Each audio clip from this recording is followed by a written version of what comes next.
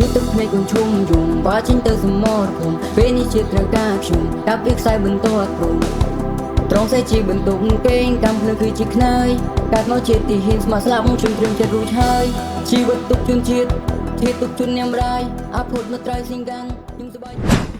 ជួទឹកភ្នែកកូនឈុំយំបាចេញទៅសមរភូមិពេលនេះជាត្រូវការខ្ញុំដាក់ពីខ្សែបន្ទាត់ព្រំ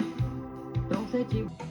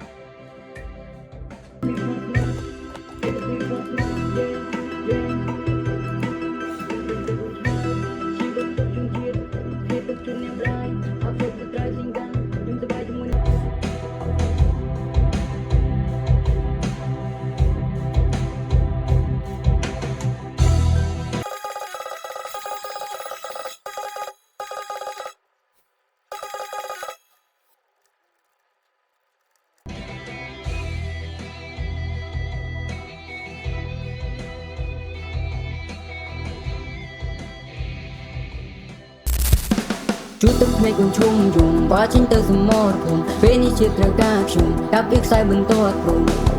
ត្រង់សេជាបន្ទុកគេងកម្មភ្លើគឺជាខ្នើយកាត់មកជាទីហ៊ានស្មាស្លាប់ជុំត្រឹមចិត្តរួចហើយជីវិតទុកជូនជាតិ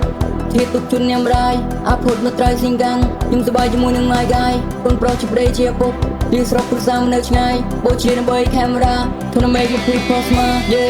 យេ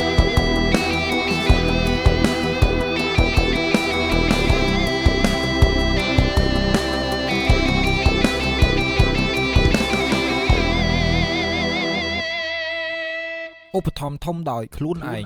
សម្រាប់បងពូអ៊ំដែលចង់ធ្វើចម្រៀង Original ឬក៏ Cover ភ្លេងថ្មីអាច contact មកខ្ញុំបាទជាងសំឡេងតាមរយៈ QR Telegram មួយនេះបាទសូមអរគុណ